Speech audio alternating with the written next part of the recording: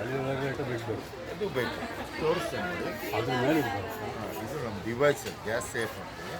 ಇದು ನಮ್ಮ ಮನೆಯಲ್ಲಿರೋ ನಾರ್ಮಲ್ ರೆಗ್ಯುಲೇಟರ್. ನೀವು ಸಿಲಿಂಡ್ರಿಗೆ ಯಾವ ರೀತಿ ಬನ್ನಿ ಸರ್ ನೋಡಬೇಡಿ, ಸಿಲಿಂಡ್ರಿಗೆ ಯಾವ ರೀತಿ ಆಗಿದ್ರೆ ಅದೇ ರೀತಿ ನಮ್ಮ ಡಿವೈಸ್ ಕೊಡುತ್ತೆ. ಇದನ್ನೇ ಸಿಲಿಂಡ್ರಿಗೆ ಫಿಕ್ಸ್ ಮಾಡಿ ಸಿಲಿಂಡ್ರಿಂದ ಒಲೆವರೆಗೂ ಎಲ್ಲಾದರೂ ಲೀಕೇಜಸ್ ಆದರೆ ಆಟೋಮೆಟಿಕ್ ಆಫ್ ನೋಡಿ. ಈ ಥರ ಉರಿಬೇಕಾದ್ರೆ ಮಕ್ಕಳು ಏನಾದರೂ ಪೈಪ್ ಎಳಿಬೋದು, ಎಣ್ಣೆ ಬಿದ್ದು ಪೈಪ್ ಆಟೋಮೆಟಿಕ್ ಗ್ಯಾಸ್ ಬಂದ.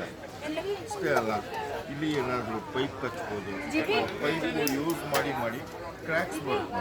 ಈ ಥರ ಆನ್ ಸಿಸ್ಟಮ್ನಾಗ ಏನಾದರೂ ಲೀಕ್ ಹೋಲ್ ಆಯಿತು ಅಂದರೆ ಆಟೋಮೆಟಿಕ್ ಗ್ಯಾಸ್ ಸಪ್ಲೈ ಬಂದ.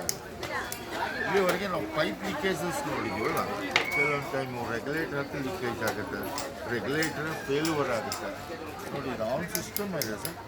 ಆ ರೆಗ್ಯುಲೇಟರ್ನ ಹೊರಗಡೆ ತೆಗಿತಾ ಇದ್ದೀವಿ, ಸಿಲಿಂಡ್ರಿಂದ ಗ್ಯಾಸೇ ಹೊರಗೆ. ಎಲ್ಲದಕ್ಕಿಂತ ಮುಖ್ಯವಾಗಿ ಭಾಳಷ್ಟು ಲೀಕೇಜ್ ಆಗಲಿಕ್ಕೆ ಕಾರಣ ಅಂದರೆ ಇದರ ರಬ್ಬರ್ ವೈಶರ್ ಬರುತ್ತೆ, ಇದರಿಂದ ಮ್ಯಾಕ್ಸಿಮಮ್ ಲೀಕೇಜ್ ಆಗ್ತಾಯಿದೆ ನೋಡಿ. ಆ ವೈಶರ ಹೊರಗಡೆ ತೆಗೆದಿದ್ದೀನಿ. ಆ ಟೈಮಲ್ಲಿ ನಮ್ಮ ನಾರ್ಮಲ್ ರೆಗ್ಯುಲೇಟರ್ ಹಾಕಿದರೆ ಈ ಥರ ಲೀಕೇಜ್ ಆಗುತ್ತೆ. ಇದಕ್ಕೆ ನಮ್ಮ ಡಿವೈಸ್ ಆಗ್ತದೆ, ಸಿಲಿಂಡ್ರಲ್ಲಿ ವೈಶರ ಇಲ್ಲ, 100% ಅದು ಆನ್ ಮಾಡಿದ್ರೆ ಬರೋದಿಲ್ಲ. ಅದು ವಿತೌಟ್ ವೈಶರು ನೀವು ಅಡುಗೆ ಕೆಲಸನೂ ಮಾಡ್ಕೊಬೋದು. ಸಿಲಿಂಡರ್ ವೈಶರ್ ಆ ಟೈಮಲ್ಲೂ ಏನಾದರೂ ಲೀಕೇಜಸ್ ಆಗಿದೆ. ನಮ್ಮ ಡಿವೈಸಿಗೆ 3 ವರ್ಷ ವಾರಂಟಿ ಇದೆ, 30 ವರ್ಷ ಲೈಫ್ ಇದೆ.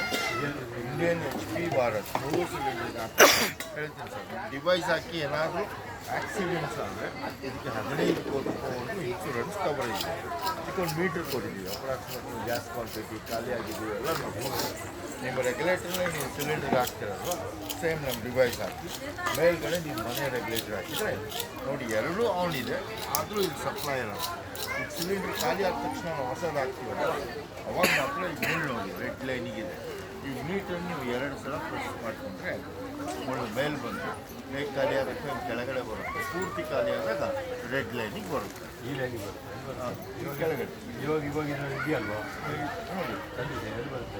ಇಲ್ಲಿದೆ ನೋಡಿ ಬ್ಲ್ಯಾಕ್ ರೆಡ್ ಲೈನ್ ಹೆಂಗೆ ಖಾಲಿ ಆಗ್ತಾ ಬರುತ್ತೆ, ಹಂಗೆ ಕೆಳಗೆ ಬರುತ್ತೆ. ಈ ರೆಡ್ ಲೈನ್ ಖಾಲಿ ಆಗ್ತಾ ಇದೆ ಅಂತ ನೀವು ದಿನಾಲೂ ನೋಡಿ ಇಲ್ಲೇ ಆನ್ ಆ್ಯಂಡ್ ಆಫ್ ಮಾಡಿಕೊಂಡ್ರೆ ಆ್ಯಕ್ಚುಲಿ